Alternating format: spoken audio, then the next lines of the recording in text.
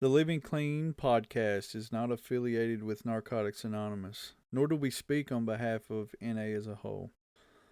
We are simply members sharing our personal experiences and perspectives in recovery based discussions. The opinions expressed here are our own and not those of Narcotics Anonymous as a fellowship. This is the Living Clean podcast. This podcast is not meant to replace meetings, sponsorship, step work, or service. This podcast is meant to be another tool in your recovery toolbox.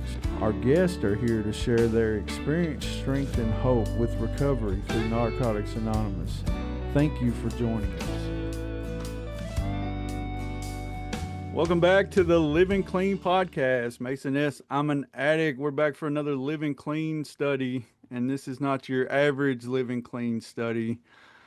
And the reason why, for two reasons actually. One, for the topic, which is going to be sex. Excuse me.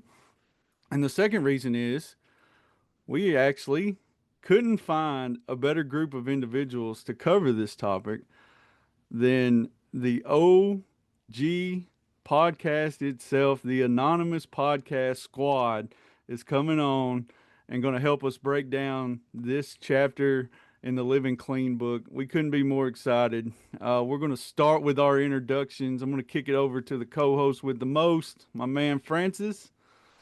Woo! Anonymous podcast. My name is Francis. Fridays with Francis. Anybody listeners to the Anonymous podcast? I'm excited. Also, we have Tuesdays with Tori, OG Douglas, the whole crew. My home group is You Are the Book Study, and my clean date is December 22nd, 1992. Thank you, Francis. All right, we're going to go over from co-host to host. What's up, Douglas? All right, welcome back, everyone. Yeah. We're switching gears. All right, switching gears. What's up, everyone? I'm addict. Name's Douglas. Got clean March 12th, 2000, Southwestern PA. I stay in the Raleigh, North Carolina area now, and my home group is Never Alone, Never Again. Meets at 7 p.m. on Fridays in Apex, North Carolina. Glad to be with you folks tonight. Glad to have you, Douglas, my man. Next is Barb. Hey, Mason, thank you Hey, for the Barb. introduction, and it's a pleasure to be here. And my name is, I'm an addict, I'm Barbar. I live in Fort Walton Beach, Florida. My clean date is 10/4/95, and my home group is Open Mind. All right, thank you, Barb. Next is Tori. Hey everybody, I'm an addict. My name is Tori. My clean date is February the 18th, 2017. I attend meetings in the Northeast Georgia area and online, and my home group is One Addict Helping Another in Commerce. All right, thank you, Tori. Next is Eric. What up, y'all? I'm an addict. I'm Eric. Clean date September 16th, 2019. And my home group is Waves of Recovery in Bradenton, Florida. Eric got that good looking Florida tan going on too, man. I'm jealous. Next is Steven. Hey guys, it's good to be here. Stephen Addict. Clean date is February 17th of 2020, and my home group is a recovery group in Leesville, Louisiana, part of the Lake area. All right, thank you, Steven. And last but certainly not least, Lisa. Hey, good to see you again, Mason. My name's Lisa S. I'm an addict. My clean date is February 25th, 2012. My home group is Monday Night Miracles in Meadville, and I'm coming at you from way up north in central western Pennsylvania. Awesome. All right, thank you all so much for doing this. Let's go ahead and just get right into it so we can get started. We got a lot to cover. Lisa's going to take the first paragraph for us. Under the section sex, yeah, go ahead, Lisa. Saddle up. Asking a room full of addicts how they learned about sex would yield some very strange answers. Most of us struggle in some way with our sexuality. Discovering what is right and wrong for us in this area can be challenging. Each of us comes to terms with sex and our sexuality in our own way. The steps provide us with the tools to come to terms with our past and to live free of the negative association some of us have about sex. We start by accepting that there is a lot we don't understand. being willing to see what has created our views on our sexuality and the sexuality of others can help us to understand our beliefs. So I'm going to go ahead and set the tone, real vulnerable, because when I think about where my understanding of sex came from, it came from abuse, right? My earliest sexual experiences were non-consensual, right? And I'm very open in sharing about that in meetings, through the podcast, in every forum where I get to talk about my recovery, because I was taught that, like, if I can say it, then so can you. Right. So I came into recovery, even like all through active addiction, I carried this attitude around sexuality that it was more like something that was taken from me, as opposed to something that like I engaged in consentingly or willingly, and I think being that I was so young when all of those things were happening to me, I don't think I ever really associated sexuality with any kind of sense of empowerment or self-esteem. It was very transactional. And I think for me, along the way, it also became like a survival mechanism, right? Like I hear a lot of other women in recovery share about like prostitution and things like that. And I used to be like, that was never a part of my story, until I had a sponsor who pointed it out to me like, no, no, you stayed in relationships with people who kept you high. And what was the currency in those relationships, right? It may not have been like sex for cash or sex for drugs, but it was still giving away pieces of my spirit in order to survive those relationships and to survive my active addiction. Um, and it took me a really long time to kind of shake that, I guess, like sense of expectation. I assumed at a young age that like if I'm in a relationship, you're entitled to my body, right? If you do something nice for me, you're entitled to something in return, you know. And even still, I can get a little bit sketchy around that, like I've put a lot of effort and work into like even being able to say no in my marriage, right? Like there are times where I'm just not in the mood, but the pressure is still there, you know. And I think like I always was confused, and I still have like some struggles wrapping my head around when like the Step Working Guide or the Living Clean talks about being comfortable with the sexuality of others, because I'm there's not a homophobic bone in my body. My work is with a lot of people who are in alternative relationships and poly, and like I'm not going to ever be like, oh, what the fuck is that? But I think when it comes to like, man, if I say no to you and we're in a loving relationship, are you still going to love me? Right? Am I comfortable with that aspect of your sexuality? Am I comfortable with rejection in those relationships? And that can still really be difficult for me. But thank God the NA is a place where like I don't just bring my addiction, I bring all the stuff that touches it. Because this is like, I always say that sex is the one thing that we all do that fucks us up the most that nobody talks about. So I'm excited to hear what y'all have to say about it. And with that, I'll pass. All right. Thank you, Lisa. What's up, Douglas? Hey, what's up, everybody? Lisa, that's a great. Thanks for your vulnerability there. It's a great way to kick it off. I was thinking that this piece lays the groundwork for the next 7 or 8 paragraphs. It's really, I think it lays some guidance on how I need to digest the next, the next 7 or 8 paragraphs. So, um, I found a lot of comfort in the sentence that says most of us struggle in some way with our sexuality. Good. I'm not alone, man. Not alone. Okay, cool. And then it talks about like we come to terms with our sexuality in our own way. I share like what was said before. I was so confused. I was having sex with all my cousins way before I knew what the fuck we were doing and why we were doing it. Like that's what was going on. And then on my 12th birthday, um, my old man handed me a magazine, like an adult magazine and stuff like that. And then, to this day, that's the only way that he and I really connect. It's about sports and sex. That's pretty much like what our lines of, communication are and stuff. But what I'm choosing to do as we unpack this is the sentence that says we start by accepting that there's a lot we don't understand. That's the lens that I'm putting on as we unpack the rest of this. There's a lot I don't understand. There's a lot I don't know, but I want to though. I want to be healthy. I want to be kind of like the best version of myself and tighten it up. And I really think um, mean, I can speak, you know, as a man here. I think the it could be commonly accepted that this may be like the final frontier for men, you know, in recovery to kind of navigate, you know, and not to get into the whole debate, you know, I know there are a lot of similarities. There might not be, you know, that many differences, male and female and stuff like that. But I find a lot of comfort also in knowing that there's a lot of dudes who are clean a long time and who are just as committed to staying clean as I am. And we're talking about like these fucking struggles, man. I find a lot of comfort in that, you know. And to end on one other thing, and then I'll kick it back to you guys. Dude, anytime someone agrees to have sex with me, I'm fucking shocked. I am shocked, bro. I'm fucking shocked. And it happens a couple times. You know what I mean? Like it's not like it hasn't been like a one and done. It's happened a couple times.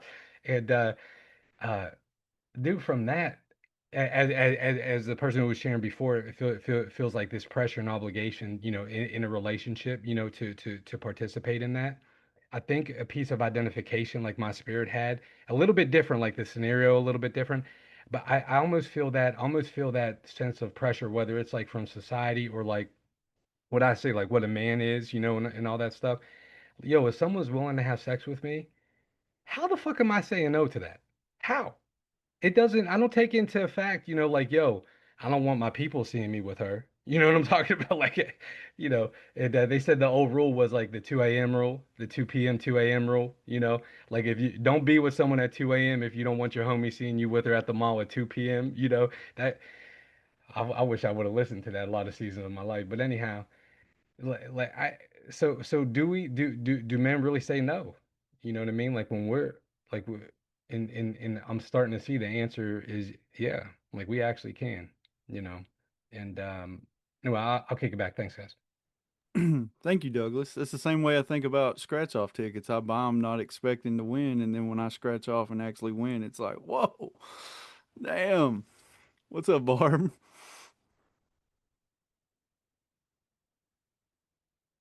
You're muted, Barb.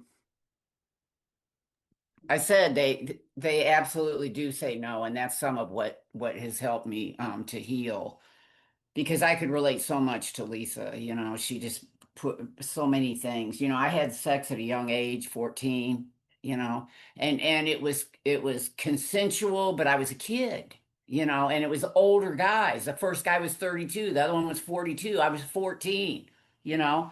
And it took me years in therapy to realize that I was a kid. You know, to own that. I thought because I was willing and it was a horrible experience, you know, the groundwork was laid. My mom, I'm sure my mom didn't mean to, but I came from a middle class and she gave me that hell and brimstone higher power. And she gave me all that fairy tale shit. You know, your prince is gonna come up and you save yourself and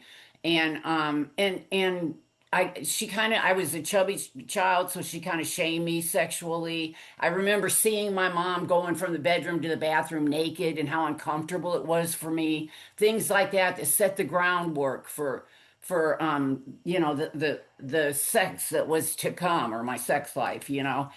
And I was a frigid prostitute by the time I started 17, you know, which worked out well for prostituting, you know, it served me real well. But what I did with sex and love is I was so confused with them, you know, and sex became a tool, you know, for me to manipulate you, for me to be in control, for me not to get hurt, you know. And when I came into recovery, all that stuff, it was very confusing. And when you said about not saying no, you know, for a long time, I couldn't do that. I couldn't say no. I didn't think I could say no, but I could say, give me some money. You know, you got to give me some money. You know, I could say that.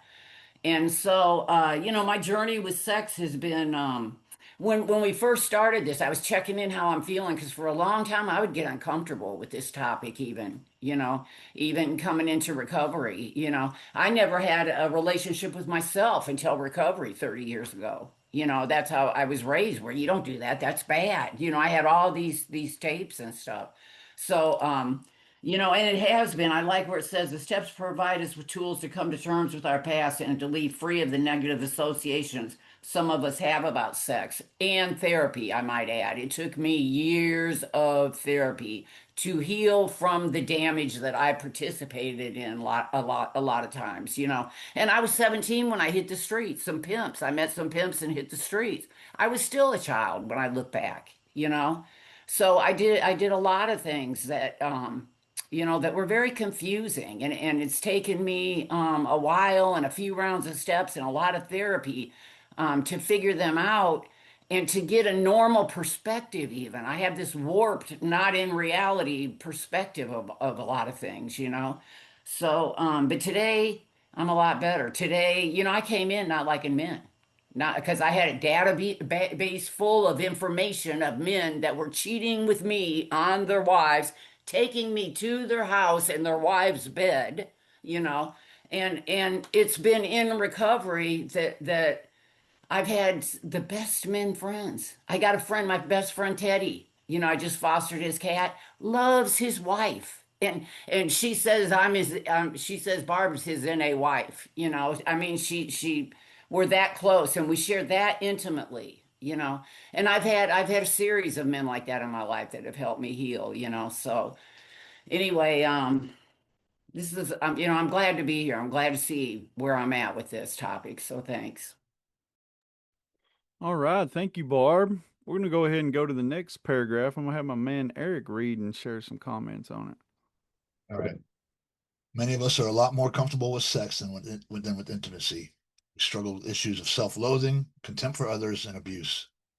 We may notice that we would rather have unsafe sex than risk a difficult conversation. Having honest, open dialogue with our sponsor brings us to a new level of trust. As we experience intimacy in that relationship, our ability to be intimate with our partners and with others increases as well. That sentence, we may notice that we would rather have unsafe sex than risk a difficult conversation. You know, I don't know, man. So, mm, you know, I used for 20 years, and at least 10 of those years was pretty much isolated. And like I had lost sexuality. You know, I thought it was just over for me. You know, I was almost 40 when I got clean. And somebody somebody early on said something like we recover from the waist up, or like he like pointed to his groin and said, "This is the first area to recover," you know, and like that's what I experienced as well, you know, and I didn't practice a lot of restraint early on. Um, I think if not for good sponsorship and other men being willing and open about their experiences and struggles, like Doug was talking about, I don't think I would have stuck around NA because of the judgment that is shared about openly, you know. And it's a lot of you should do this and that, and not a lot of experience sharing um, where I'm from, you know, or at least that's the way I perceived it, man. I don't know if that's what was actually being shared, but if I felt, you know, judged and judgmental. And thank God for other people that I could share honestly and openly with, you know. And I try to carry that today, just to at least let people know we're not alone. You know what I mean? Like if you think you're the only one that's struggling out here, you're not. You know, get you some people you can talk to about what's going on, and you can, because I find this stuff very confusing. You know, like I'm not confused about the difference between sex and intimacy, but I have a hard time with them together sometimes. You know, like I can be intimate with somebody and I can have sex with somebody, but to do the both thing is it's a whole nother ball game. I think that's all I want to share. Thanks. Thank you, Eric. What's up, Lisa? Hey, that first line, many of us are a lot more comfortable with sex than with intimacy. You know, Eric brings up a good point about mixing the two, but something, you know, Barb, when you're talking about like your mom walking through the hallway, you know, it brought up a lot of memories for me of like being also exposed to my mother's sexuality at a young age and not realizing how that's also abuse, right? And I think this line rings true for me because I was exposed to so much sex at such a young age, but so little emotional caretaking, right? Like so few of my emotional needs were met that like I think it really interfered with my ability to build the type of trust that I needed to have emotional intimacy. And that's why I used to think sex and intimacy were the same thing, right? And I think for me, there was like this wicked disconnect between like, oh, you want to fuck me. Will you also meet my emotional needs? Like Eric's talking about, right? And generally speaking, the answer is no, right? In my past experience. Man, that really woke up some memories for me, Barb. And I'm really glad you shared that, because I think that's also something we maybe don't talk enough about in the fellowship and in recovery in general. Because it's like embarrassing, right? It's embarrassing to say that, like, I heard things, I saw things, and it really cut back on my ability to connect emotionally with my sexual self also. So with that, I'll pass. All right. Thank you, Lisa. Okay, let's go on to paragraph number 3. I'm going to have Tori read that paragraph and share some comments. Some of our most deeply held shame derives from the things we did sexually. Our past behaviors may reflect how desperate we were to get and use more, or they may have been the best we could do to find love and connection. Sexual abuse may also be a part of our stories. This can be incredibly difficult to talk about. We may believe we are the only ones. On the contrary, it is remarkably common among addicts. Finding the words and a safe place to say them can be the difference between being able to live with ourselves and spending our lives on the run from our past. We examine our history in 4 steps and begin sorting out who we are from what happened to us or what we did. Healing takes time, but it does happen. We must be patient with ourselves. Gradually, we come to experience freedom from some of our deepest wounds. As we begin to clear up some of the confusion and contradiction in our lives, we can move forward with less of the baggage we brought in with us. And I really I love that it says 4 steps, like plural. Because I think I had this idea like I was gonna work one, and I was gonna write out a sexual inventory and I was gonna be like healed from all of that shit, and that was not my experience.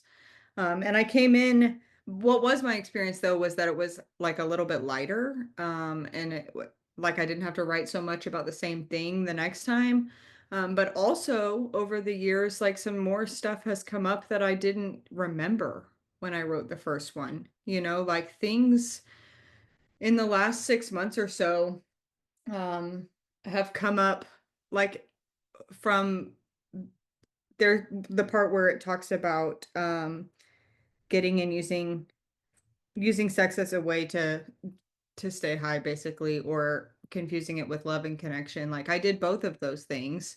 And there was a time in my active addiction where sex was my only currency, really. I didn't have anything else. And like my life was I was in danger, legitimate danger, multiple times, and like forgot about some of that until relatively recently. I was talking to somebody and I was like, "Oh my God." And some stuff just started coming back.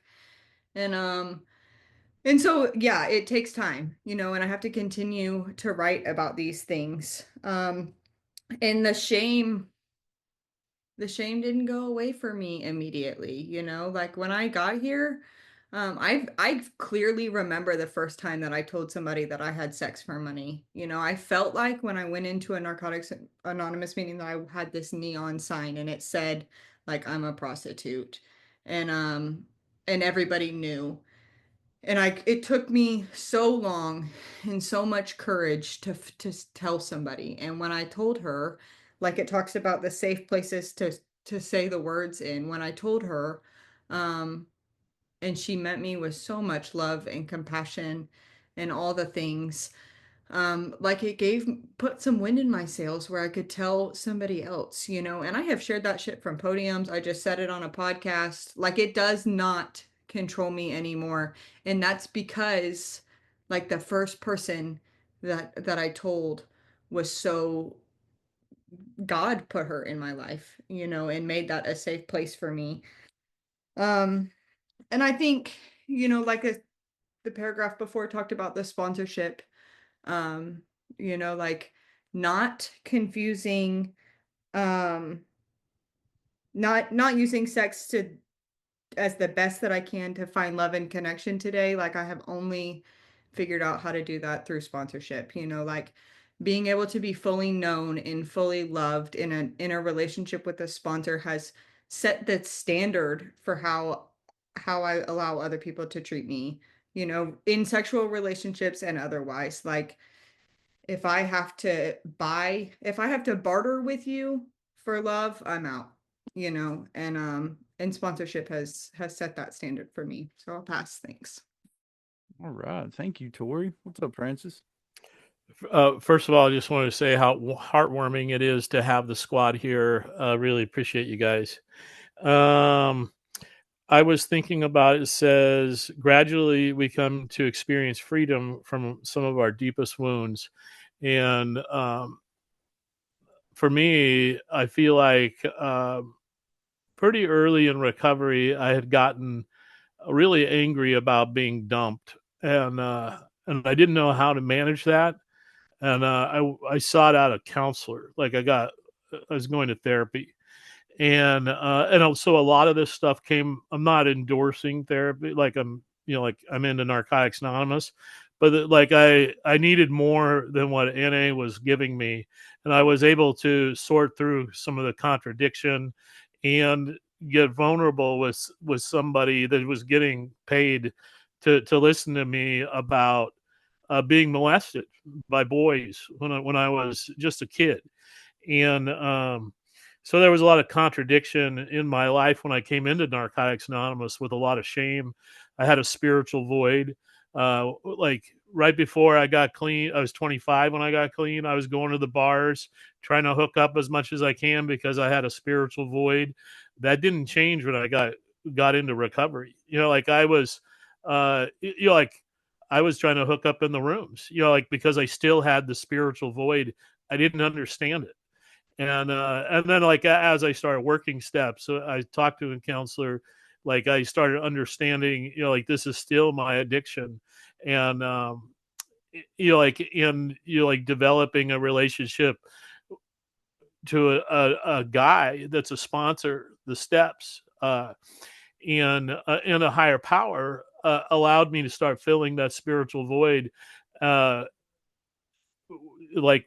not with people. Like now I, like now I'm married. Like now, like that protects me. To be honest with you, like everybody knows I'm married. I give off a married vibe. I talk about my wife. Like it's weird. I'm the safe guy. Like I'm an old timer and I'm the safe guy. Everybody thinks I'm their dad. Like so. That's not what happens in my head all the time. But like like I appreciate having a different persona in Narcotics Anonymous now. Like that people do feel safe around me. Like because I wasn't safe when I was new, and I didn't feel safe when I was new. Thanks. Thank you, Francis. What's up, Douglas? What's up, Mason? What's up, Daddy Francis?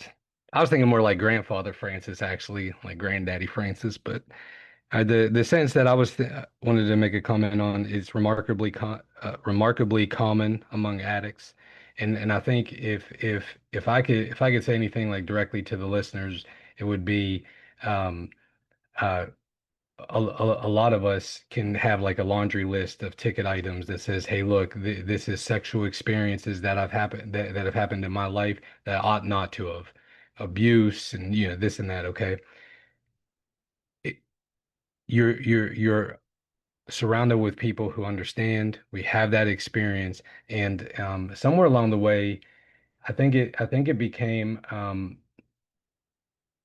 how I see it, I think it became kind of like taboo to talk about this at like a meeting level. And it wasn't when I got clean. When I got clean, man, like it was regular. We were just told to fifth step basically in meetings. And that was like kind of common practice there, man. Like you would hear a fifth step dropped at every meeting, from multiple people. And so I know there's a couple camps. Like one is like, hey, I'll share anything at a meeting. The other camp is like, hey, I reserve a lot of this stuff and whatever, get it how you live it. It worked for me sharing everything at meeting level, and that's how I got clean kind of, and so I wanted to say that. And the other piece is man, there there is this really neat thing that happens um whenever I really like internalize that I may have some fucked up things going on. And my one that always like I didn't start unpacking until Paul started sponsoring me. So this is like, in the last 4 years or so, 4 or 5 years or whatever.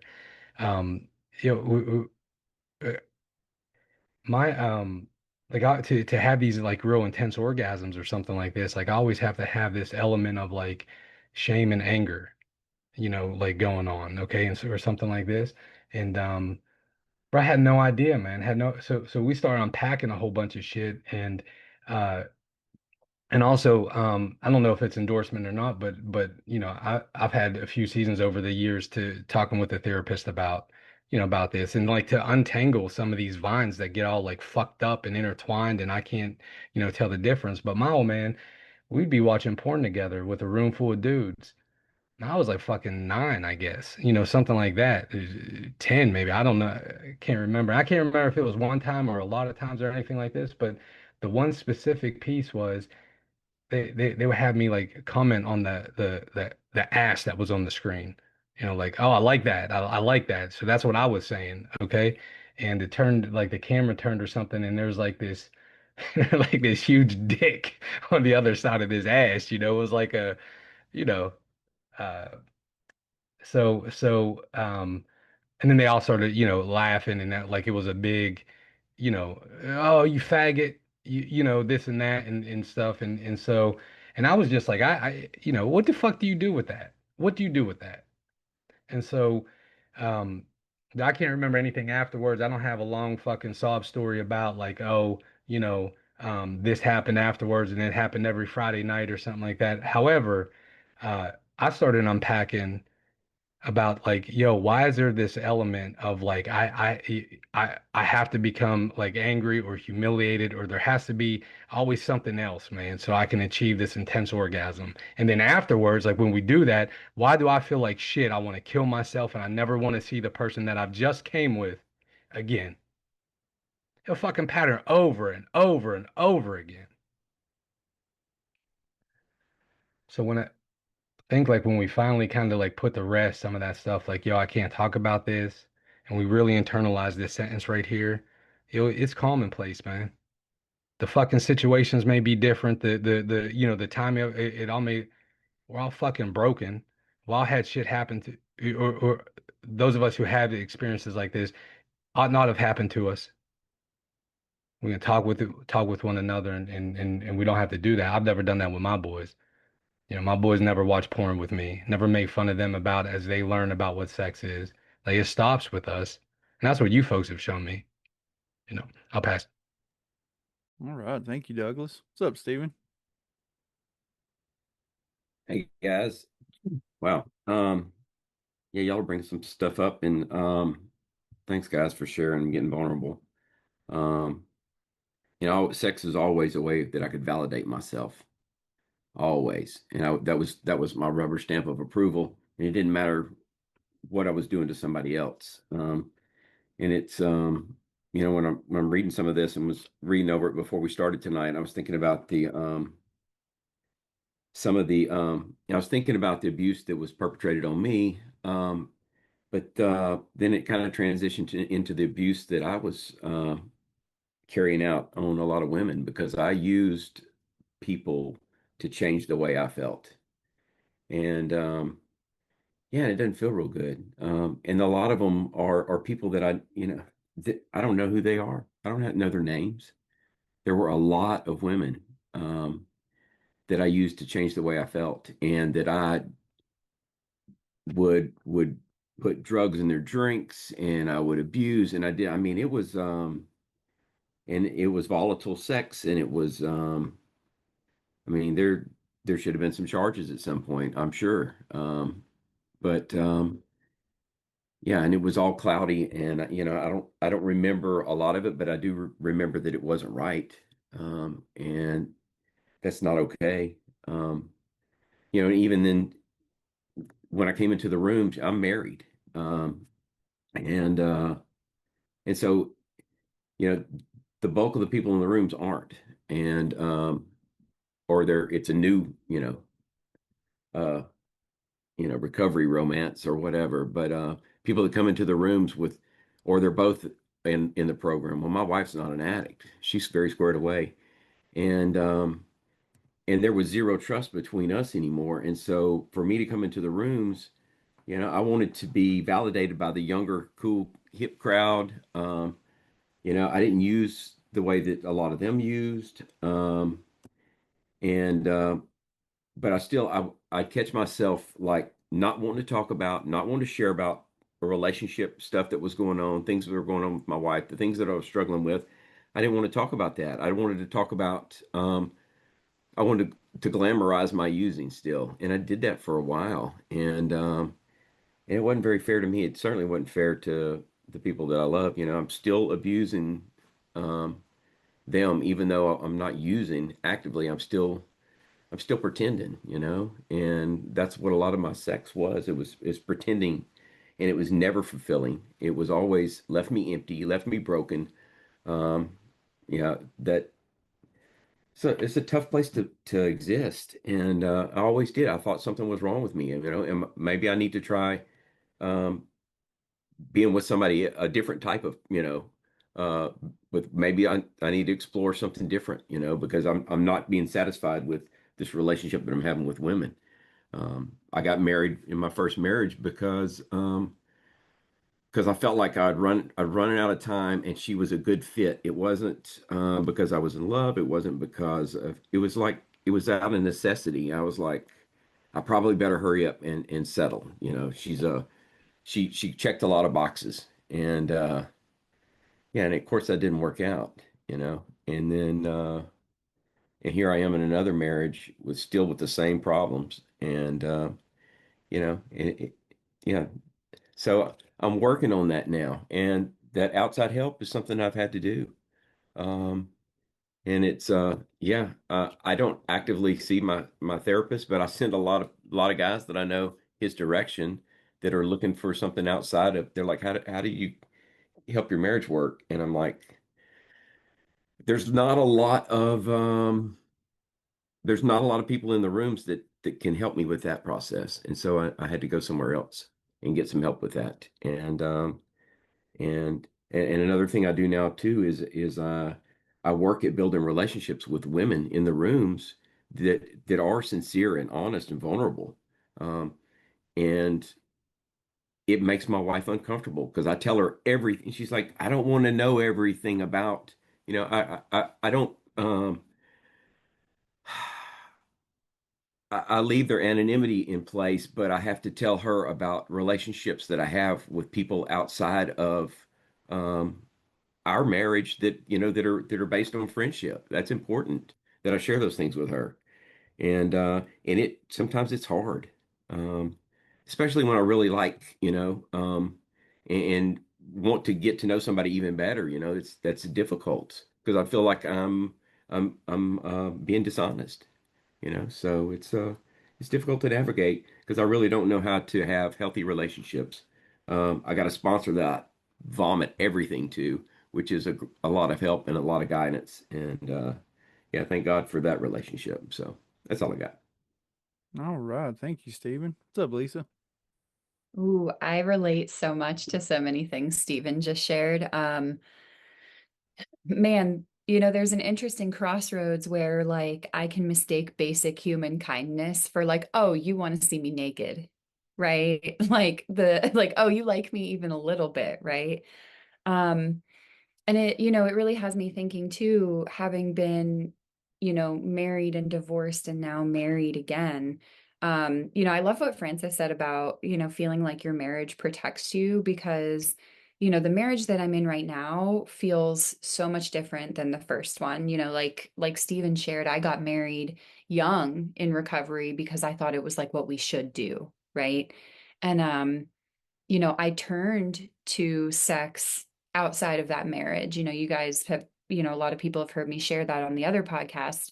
After going through cervical cancer and 3 miscarriages and, just all of the emotions that I was left with, there was like a crater, like a blast radius in my life after all of that happened when I had 6 years clean.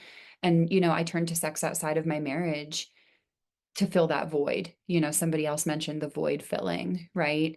And you know, now that I have readjusted my program and have kind of come through, because like the first thing I didn't pick up over that, but damn it if I didn't get close, right? Because the shame of my own sexual behavior at 6 years clean, right? That inner voice was like, you should fucking know better, right? Like you shouldn't be acting like this. Um, you know, I had to readjust my program entirely. And the first thing I did was like put that shit through an inventory, right? And like NA has walked beside me and taught me how to be a responsible wife, how to be in a monogamous relationship and actually keep my shit together and be vulnerable and tell my partner what the fuck I'm actually feeling and thinking, right? And that feeling of like, oh, my marriage protects me. I think for me, like the hope shot and what Francis said too is my experience is that married sex is fucking great, right? Because like it's somebody that I have known for a long time, that I can grow with, that I can talk to intimately. I can say, here's what I like, here's what I don't. Babe, I'm really not in the mood right now. How about we try this weird thing? Because like we're still gonna love each other in the morning, right? There's this really cool like sense of security in that relationship, which for me, you know, that's probably one of the relationships that I value the most next to sponsorship. And it feels a little bit like a reward from my higher power for like putting that work in and like getting my shit straight. But I also think that this is why I have sought a sponsor who's married, right? And it's why, you know, like I'm so grateful that my husband has the sponsor that he has because I look at Will's marriage and I'm like, damn, that's attractive, right? They are best friends. Like his wife is amazing. I love what they have, right? And I know I don't live in their life and it's not always rainbows, but I respect it. You know, and between all of those relationships, like we are very fortunate enough that we do have other married people around us in recovery who can model. Like if I want something in my life in recovery, I find other people who have it, right? And who want what they have. They're not miserable with it either. You know, so like I don't know, I just feel like that's a hope shot for me is like that protection in marriage that Francis talks about. With that, I'll pass. Awesome. Thank you, Lisa. All right, we're going to go to Barb next, and she's going to take our next paragraph and make some comments. Okay, we're at we struggle, correct? Yep. We struggle with relationships, you think? Experienced members suggest that we give ourselves a break for the first year, stay out of relationships, and put our recovery first. But few of us heed this wise advice. We come into recovery lonely, horny, and insecure. We are emotionally raw, and our judgment is still pretty impaired. We run headlong into relationships only to discover how challenging they are. Two sick people rarely make a well couple. We mistake novelty for love and find ourselves deep in commitment almost before we know each other, or fear commitment so much that we don't give our partner a chance. We open the door for relapse when we get caught in loops of obsession and compulsion. We try and sometimes we make mistakes.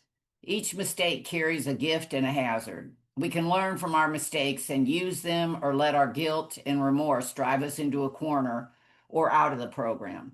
The more practice we get at using the steps and other tools of recovery, the more we are able to use our mistakes to propel us forward. And I heard a comedian that said that they say stay out of the relationship the first year, but nobody fucking knows if that works because nobody does it, you know. And it's true. I came in 5 months pregnant, and I wanted to be rescued. I didn't think I could have this baby. I was coming out of an abusive relationship, and and I found somebody to rescue me. And that guy was the best guy. He ended up staying in my son's life, and my son called him dad. That was his dad because his biological dad died from this disease. And you know, but I did him a great injustice. You know, I never loved him. And I knew that I didn't love him. You know, and when Stephen was talking about all the people that he hurt on the steps, a lot of times when I do the steps, I used all these old men that just, you know, they just idolized me, and I just you know, and some of that kind of haunts me, you know, when I remember that now, how the things that I did, how I used people, because I was just like, I would use and abuse. I had no conscience. And I didn't care. I just wanted more. And I just wanted, the pain. I was in so much pain. I just wanted to numb it. And anyway, I got with this guy, and I instinctively knew that I needed to get on my own. Nick was about 3.5, and I left and got on my own. And it was the best thing I ever did. And I remember I still wanted to hold on to that guy. I remember telling him, well, let's date, you know. And I knew I loved him, but I was not in love with him. And the best thing he ever did was say, I don't want to date. He had had enough, and that was the best thing that could have happened. And I went on to proceed to have an emotional bottom. He was a teacher. He was a great teacher for me, and he was a good man. He was one of them men that healed me that I needed at that time in my life. But he was sick and I was sick. Two sickos don't make a willow. That's what they used to say. And he needed to rescue women. And you know what took him out? He would get 10 years, and then he relapsed. And then he got 10 more years, came right back in, got 10 more years. And then he relapsed, chasing women, rescuing women. He never worked on that shit. And when I met him, he was doing Terry Bradshaw codependence and stuff, and Course in Miracles. He was working, but he did not take the work to the point that he worked on that stuff, and it ended up bringing him back out.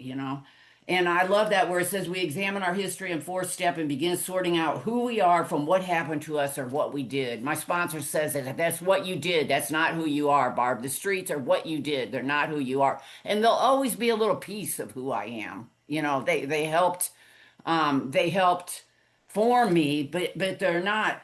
And for people listening to this, and because I have some trauma. I had like a guy pull a gun on me, and I jumped out. It took the money back. I jumped out of as the more we're talking, these memories come up of shit that's trauma that most people would be abhorred, that were my everyday life. So I got desensitized to it, and I minimize it. And I still do that. I desensitize violence and I minimize it, because that's the life I led. I don't trust people. I just went to my sponsor and said, I think I'm doing that thing I did in the streets where I don't trust people. And my sponsor knows me so well and was able to tell me, do not discount your gut, your gut instincts a lot of times are right, because they are too. Because I get some good stuff with that too. I have a very intuitive gut, from being in the streets.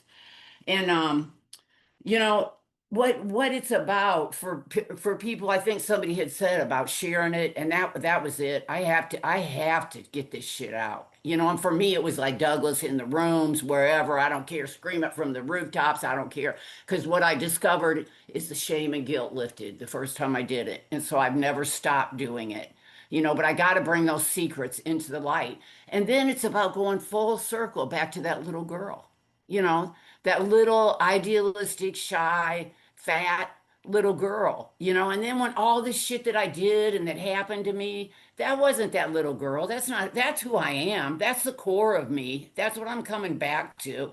And that's the core of the person I am, that sweet little kind girl. And it's about peeling the layers and peeling the layers and getting back to that little girl. So then the charges can truly be dropped. When I look at it, when I really go and find her, and I can be sad and I can grieve for the shit that little girl had to go through and the experiences I had to have. But I can also heal with you guys, because I can tell you guys, and you guys love me more. Like Paul always says, you love me more. Everything I tell you, that some deep, dark, horrible secret, you love me more for it. And I can heal. And if I can't heal completely, I can find a place to put it, you know. I can live with it. It doesn't have to rule my life. And I can say, oh, just like when I called my sponsor, oh, this is coming from the streets. This is that mistrust I have, and I'm applying it to regular life. And then I have a choice. Then I have freedom. So, it's pretty it's so worth the journey. It's so worth all the steps I've done. The freedom I get, even though that'll always be a little part of me. But guess what? Then I get to go help another woman, and I get to say, I sponsor a girl now, and I'll say this and shut up. And I said, I started prostituting at 17. I started shooting dope at 19. And she's like, oh, she said that out loud, you know, and she came and asked me to be her sponsor. So that's why I tell it too. I have to tell it. Why am I alive? That's why. So thanks. Thank you so much, Barb. Tori. Yeah, thanks, Barb. I liked like we struggle with relationships, like not sometimes, not some of us, like this is absolute. We struggle with relationships, which is helpful to me because when I'm struggling with relationships, like I'm exactly where the fuck I'm supposed to be. I am not alone. I'm not the only one because that's the type of shit my disease will tell me. Like I'm married, also got married in recovery. And like let my marriage get in a sketchy spot and I'm the only one that's ever been here. Like I know that this stuff isn't true when my brain is telling it to me because I have walked with other people through it, but it's still somehow believable, and so like we struggle. Being as absolute as it is really comforting to me, and I did wait a year and promptly 13th stepped somebody and married him. And I'm not proud of that at all. I'm really saying that because I feel like men get lumped in with 13th stepping, like they're the only ones that do it. And that's just not true. Um, and I have been living with the consequences of that for 7 years, and it's so yeah, like I waited a year and he did not get that um the same opportunity. And that shit, the longer that I stay clean and the longer that we stay married, the harder it is to swallow, because I love him and not enough to let him get better, and that is not a good feeling.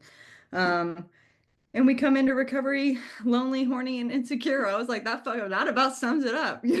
That's pretty much it. And I was young, like I think about um like I was 20 years old. My prefrontal cortex was not anywhere near developed. Like my decision-making skills were not good. Um, and like the two sick people rarely make a well couple thing. I mean, never for me. I can't say it's never happened for anybody else. Never has it worked for me. And they like we don't get well by ourselves, like I have tried that. Um, and I'm so grateful for sponsorship. Like every time I talk about my marriage, I hear my sponsor say, work on you and pray for him, work on you and pray for him.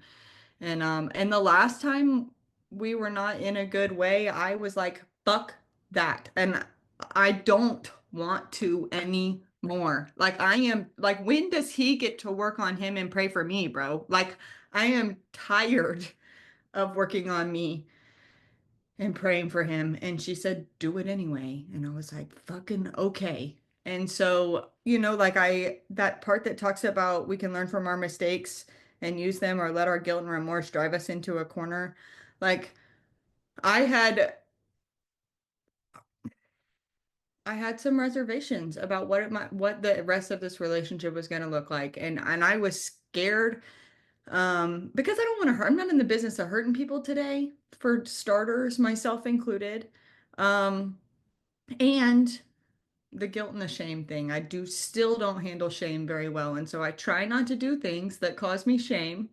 Um, and so I talked to people, a lot of them, and I was like, this is what the fuck is going on. I stayed accountable to a lot of you. And and shit's a little bit better. Like I'm grateful for my sponsor. I'm grateful that my partner has a sponsor that primarily loves and cares about him, like first and foremost, but loves me too, like wants what's best for us as a family. And that I trust that, like that our sponsors collectively have our collective best interest at heart.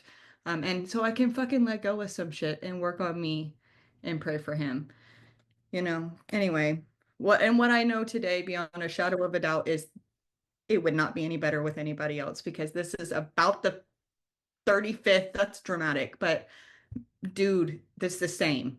Like I'm the common denominator. I picked the same guy over and over and over. And he tells me all the time, I'm not your dad. I'm not your dad.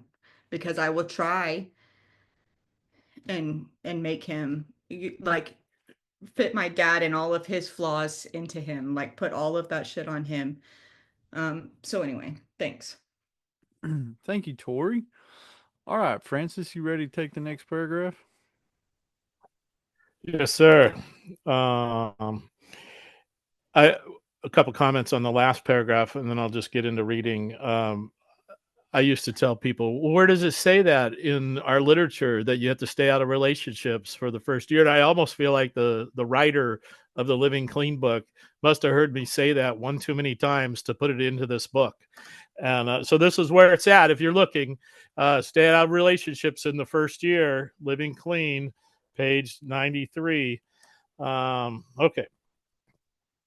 We define ourselves partly through our sexuality. For some, the definition is a major portion of our identity. Sometimes we seem to yield it like a weapon to justify our feeling different. We can be much more aware of the people who are not open to us than those who are. In the rooms of NA, we are welcomed regardless of our sexuality. We find people who love us and with whom we feel comfortable no matter what our sexuality or our beliefs about sexuality. And I know for me, like growing up, it was like a really weird time, like with the experiences I had being molested by other boys, and not having like that being my only experience, like rolling into puberty is like, what am I? Am I gay? Am I straight? And so like, yeah, I started becoming attracted to women, but I was so fucked up inside, I didn't even know how to talk to them.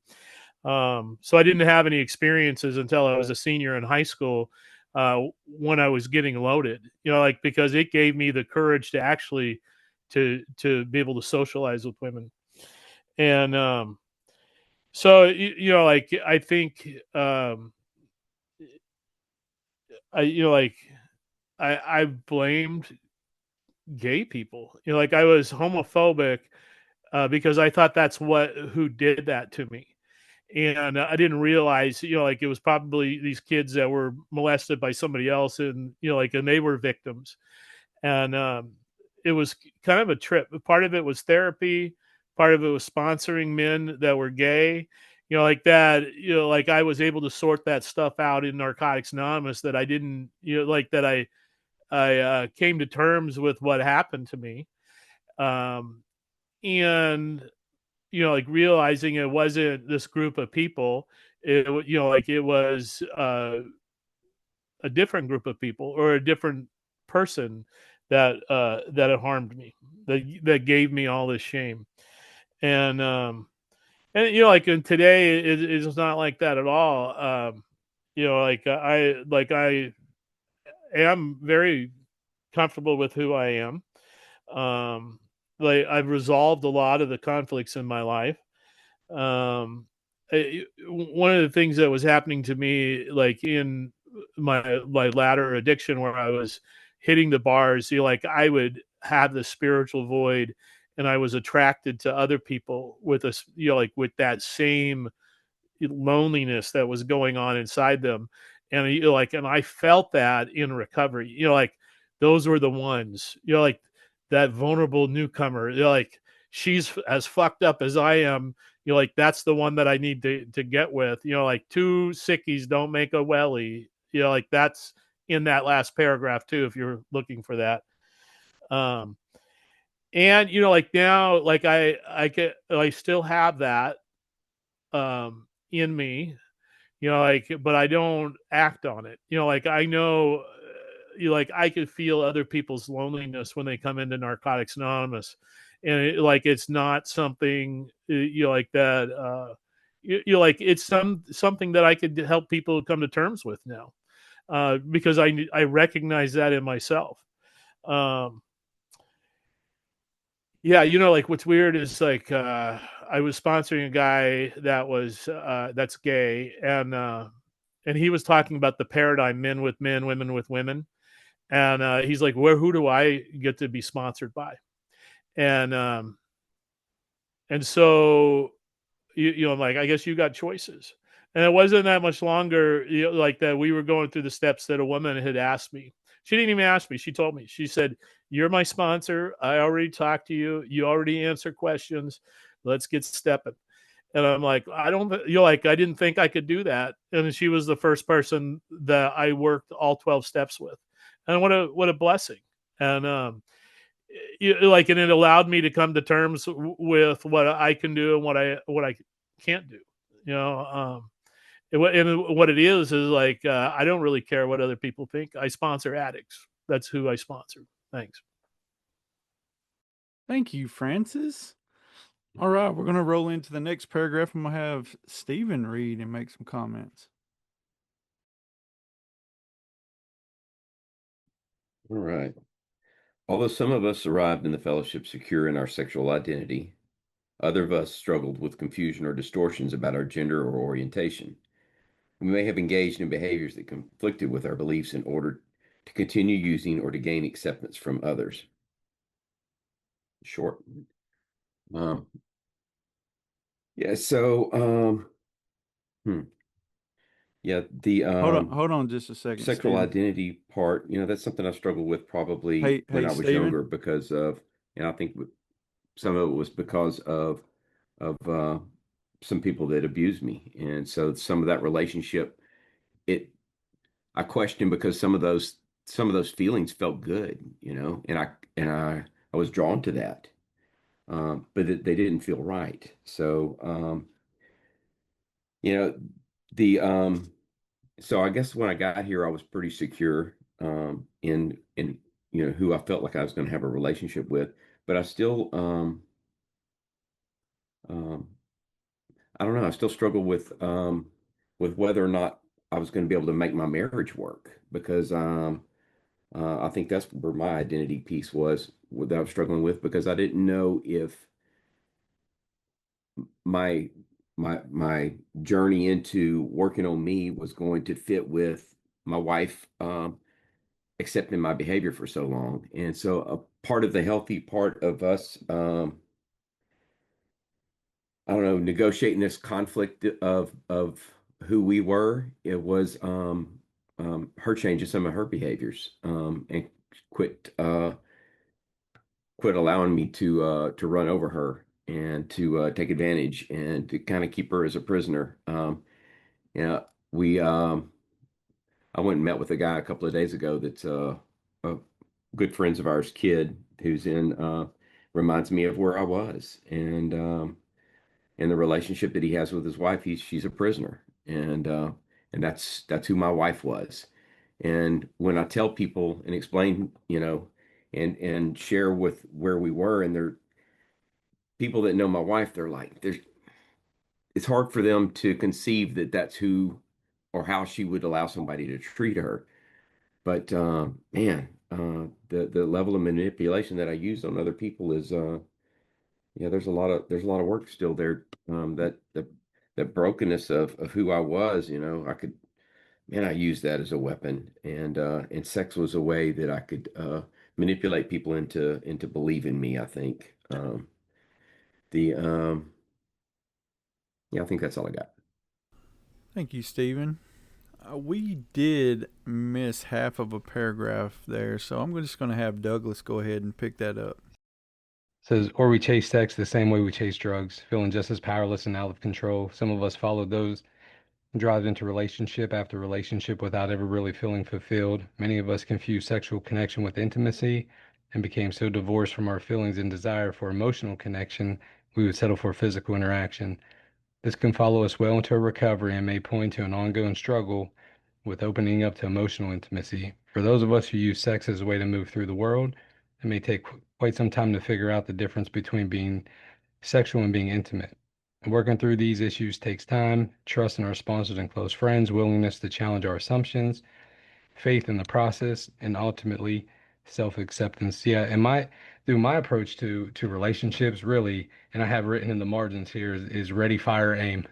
That can sum up my whole thing about relationships, dude. And but the last couple of paragraphs, I think the main I guess maybe like group or something like that, or individuals I see like really their identity like wrapped up in that is like members of the LGBTQ plus, on that. And a lot of folks who are like would identify with that, like in my home group or people that I talk with regularly and stuff like that.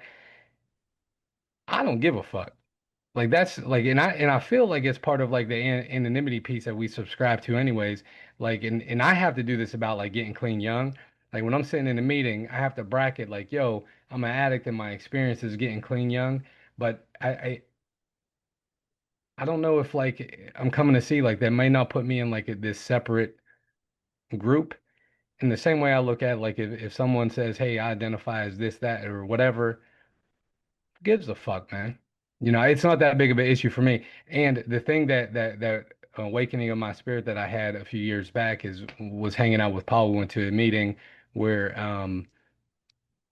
they announce their pronouns after they announce themselves, like introduce themselves.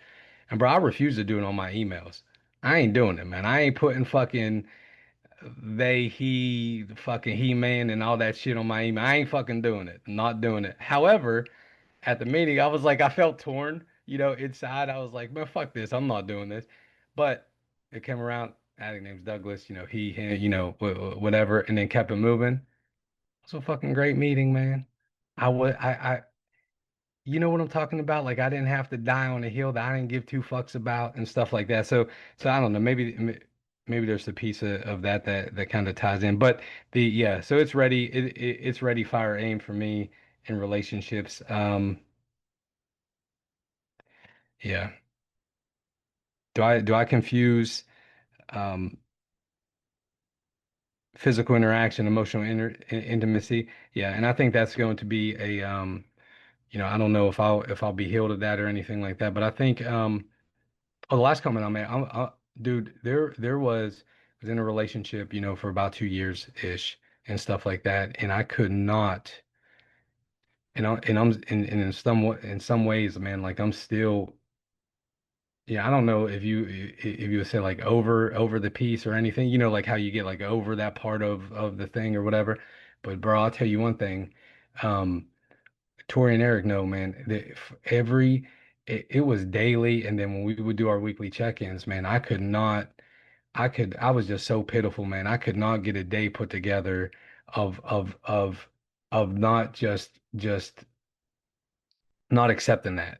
You know what I mean? Just not accepting it's over and all that stuff. And dude, until they hit me with, bro, do something loving for you. Like this thing that you want to do, this health thing that you want to do, this other action item that you want to stop doing. It's something loving that you're doing for yourself. And bro, I put together a day and then 2 days. And you remember in the group chat, man, I'm like blasting up until like day 30. And I just did a quick calculation on the thing. I asked Google to tell me how many days. It's been 60 days, man. It's 60 days, dude, that I choose to do something loving for myself, and in turn, she benefits from it. And I was fucking pitiful, man. I could not put a day together through it. And so when it talks about this, sometimes I need to back off from a behavior, let the dust settle a little bit before I can kind of navigate like what's my next steps. I'll pass. Thank you, Douglas. And thanks for the save. Next is Tori. Yeah, just this one line. Many of us confuse sexual connections with intimacy and became so divorced from our feelings and desire for emotional connection that we would settle for physical interaction. Like I don't really know when it happened. But I know that I grew up and people told me all the time that I was too emotional. I was too whatever. And like today, I don't believe there's such thing as too emotional or too sensitive. Like I believe that we are emotional or sensitive to the degree that we are. But I will say that I have shut that shit off. At some point over the years, it has just been off. And I'm having to work really hard to bring it back, in a way that's like appropriate, where I'm not like the pendulum doesn't completely swing in the other direction where I'm crying all the fucking time, but like when it's appropriate that I feel something. Um and I don't, again, I don't know when it happened, but I know that I had partners over the years, partners. That's a really nice way to say it. I had people that I had sex with over the years, that were like, I don't like that shit. Fucking cut it out. And so I did. And now I'm in this like long-term relationship, um, trying to learn like how to express my feelings to somebody again. Because out of fear that like to let go of the fear that like it's going to be too much, you know. So anyway, like I'm not settling for physical interaction today, like in any of my relationships, but like once again, this shit is an inside job. You know, this is not anything that anybody can do for me. Thanks.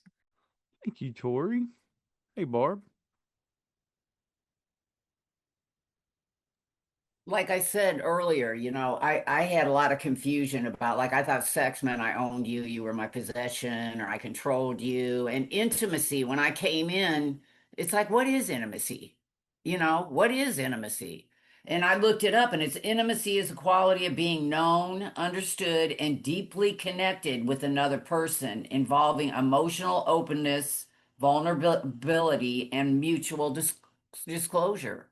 And I have that today, you know, because in meetings, you know, right now we're being intimate, you know, and that's something that I've discovered that I wanted my whole life, and I didn't know. There's a lot of things in recovery, like I wanted peace of mind. I wanted to lay my head on the pillow. I wanted the committee to shut the fuck up, you know, and I wanted intimacy. I wanted to heal that little girl, you know, and then I like this last line: willingness to challenge our assumptions. All men aren't bad, you know, maybe be open-minded about it, faith in the process, and ultimately self-acceptance. What I've really learned in the last few years is I have to accept me. I have to accept that I abused old men, you know, to get what I wanted. But that doesn't, the charges have been dropped, Bar, because of the way I live today, you know, because I keep working on myself and delving into what makes me tick. And then I get to accept myself. You know, Paul says, I get up every day and I say, okay, I'm going to accept myself today. I'm going to love myself today. I'm going to find happiness. I'm going to be happy today. All that shit is a choice. You guys taught me. You know, I don't get poofed and just this, you know, it's a choice I make, you know. And when I accept me, then I accept you and your imperfections. And then I can be, and Al Anon told me that I like the best definition. They said being my authentic, vulnerable self. That's authentic, you know. So I try to do that today. Thanks. Thank you, Barb. Stephen.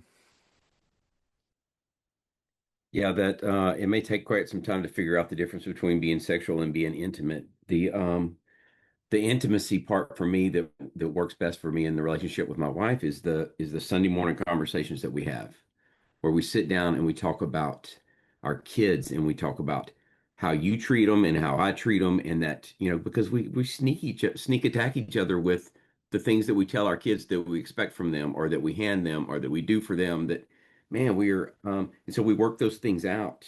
We talk about the intimacy of our relationship. We talk about bills, we talk about taxes, we talk about um, all those hard things that I don't want to talk about and that I ran from. Those are the most intimate things that I can do right now that build a healthy relationship with my wife. Those are the things that she needs from me, and those are the things that I need from her. It helps me with the sexual part of my relationship because it gets all that other mess and trash out of the way. And really, those other things are the things where I build resentments and resistance, and there's trauma in there, and there's frustration, and, you know. So if I can clean that stuff up, it leaves room for a lot healthier sexual, intimate, loving um, relationship with her. So that's all I got. Awesome. Thank you, Stephen. Okay, now I will read the last two paragraphs. The next chapter will address our relationships in more detail. What we will say, what we will say here is that part of learning how to live in our bodies is learning how to acknowledge the reality of our sexuality. We want to learn to express our sexuality in a healthy and fulfilling way, something that was unimaginable in our active addiction. Sex is different when we're clean, when we are neither numbed out or not artificially stimulated. We can be present to our own experience and to our partner in a very different way. Sometimes this can be frightening. Sometimes it can be uh, addictively exciting. Finding pleasure in our sexuality without thinking of it as a means of exchange or power can be great freedom for some of us. This takes longer than it does for others. We can enjoy ourselves and each other fully in the moment and learn what it really is to connect. We can be intimate. We can open up and be real. We don't have to use each other as a drug. When we treat each other as human beings, we find our own dignity. So, first of all, just I've just been like a sponge soaking up everything that you all have been sharing. It's been so refreshing to see so many of you again and engage in this format too. I really miss this, you know. But yeah, for me, I've been sitting here all night thinking about what I was going to talk about, and I'm by no means an expert in this field. What I do know is that before I got clean, my sexual life was completely fucked up. The people that I was attracted to uh, always started off on the wrong foot because it's kind of like what Douglas said, right? Like I thought if they would agree to do some of these things with me, that my God, what the fuck was wrong with them? That's how low I thought about myself. Is I thought, you nasty motherfucker, to do something with me. Um, so it when you have that mindset going in, that is not a foundation on which anything healthy can be built. So and that was the pattern. It was always settling for less. Um, whether them being less was reality or not, that's what I always thought. Because from the get go, I thought they were fucked up because they agreed to engage with me. And that was my pattern over and over and over again. And then I get clean, and my first sexual encounter when I was clean was with somebody who I was dating when I was still using, or not even dating. It was just an acquaintance. And so that I just know that felt really, it felt terrible. Like I was starting to get a conscience, and I knew that what my motivation was for being there, and it was eating at me. Like that shit ate me up. Like I could not get any pleasure. And then it got to a point to where I couldn't even participate in the action because all I could think about was how dirty I felt for the way that I was treating this other human being. Like I was starting to wake up to this idea that hey, we're all human beings. We all have feelings. We all have emotions, and this is not an object anymore. And that ate at me. It bothered me, and so like I just cut it off. And then I got I was extremely scared to jump into any kind of physical relationship with somebody else who was clean. Because the thing about being clean is all those insecurities and all those character defects and all those things I hadn't worked out of, worked on, and it especially I probably had 4 or 5 months clean at this time.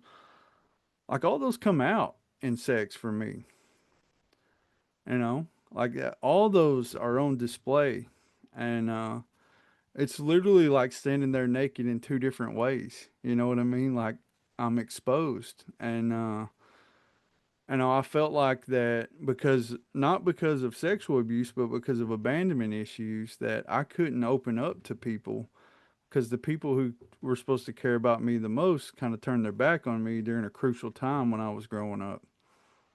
So I built up all these walls in every area of my life, not just with sex, but every area. So I wouldn't let people get so close. I wouldn't let people in because you could harm me. In a lot of ways that kept me safe in active addiction. That was it was beneficial to me. But what I missed out on was connection. You know, I missed out on connection, and so, what I discovered on my 4 step was my biggest fear was that I would let you get to know who I was. You wouldn't like me, and to me, that's unacceptable. So I can be whatever I'm a chameleon. I can be whatever you need me to be, except for me. Because I can't take the chance of you not liking that person.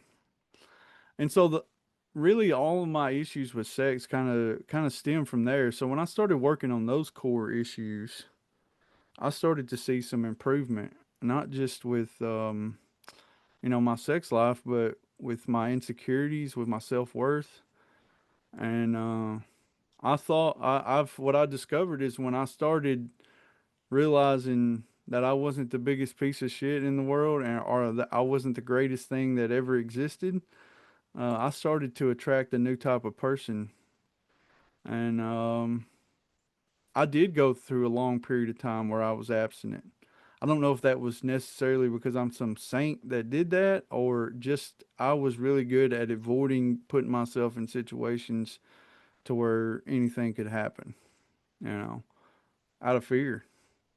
And so, but what it did do is it gave me an opportunity to work on myself, and then the right one kind of walked in, and it was funny because we lived in 2 different states. My current wife now, my only wife, we lived in 2 different states, so we had to travel back and forth to each other, and we didn't spend every waking minute with each other. So what it did is it allowed us time to grow and to build our relationship the right way. It felt very old school in the way that our relationship developed, and that was good for me, which was totally unique to anything that I'd been involved in or that she had been involved in. And it was very healthy. And I think, just that was a gift. And it's helped me. But somebody nailed it earlier. It might have been Tori, talked about the thing that helped me the most in this area was working the steps with a sponsor.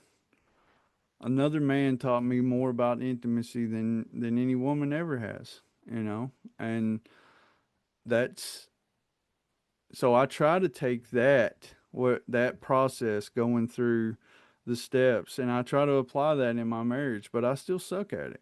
My wife will tell you this day that she feels like everyone around us knows me better than she does, because I still struggle with that opening up.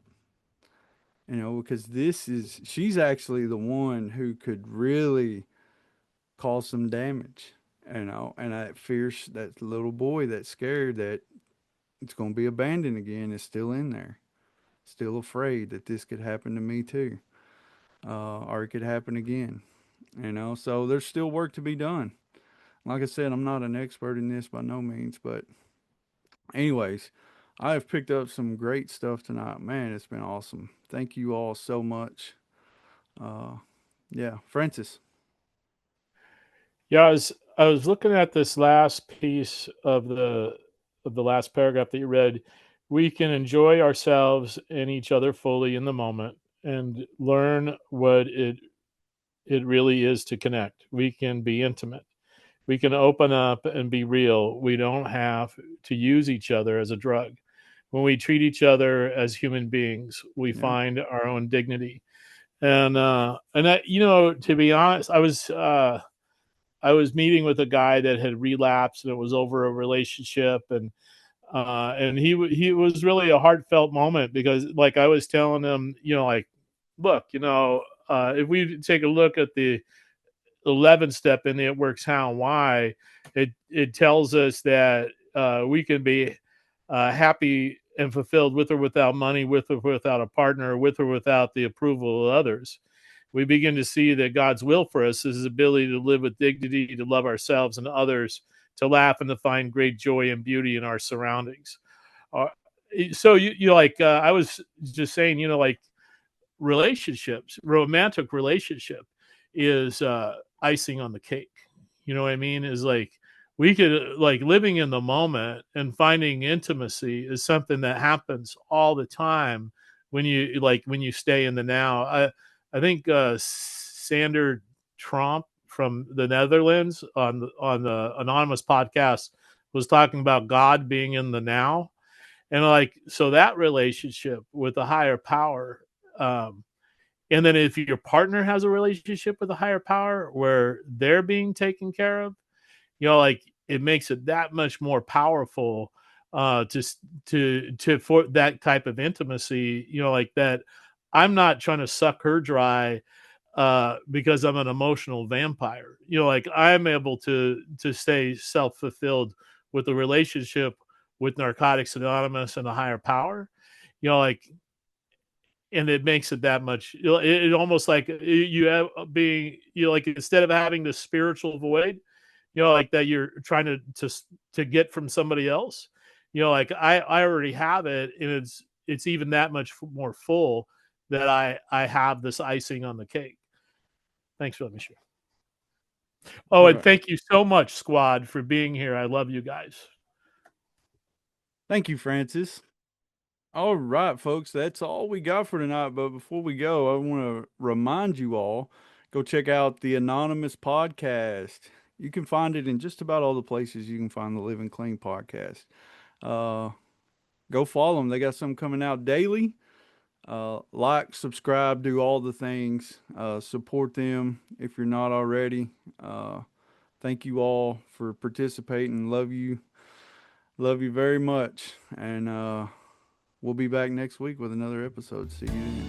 Thank you for joining us on our Living Clean podcast. This is another platform that we can share our message of recovery, which is any addict can stop using drugs, lose a desire to use, and find a new way to live. Join that no matter what club. You can contact us through text. The number is 931-306-9364.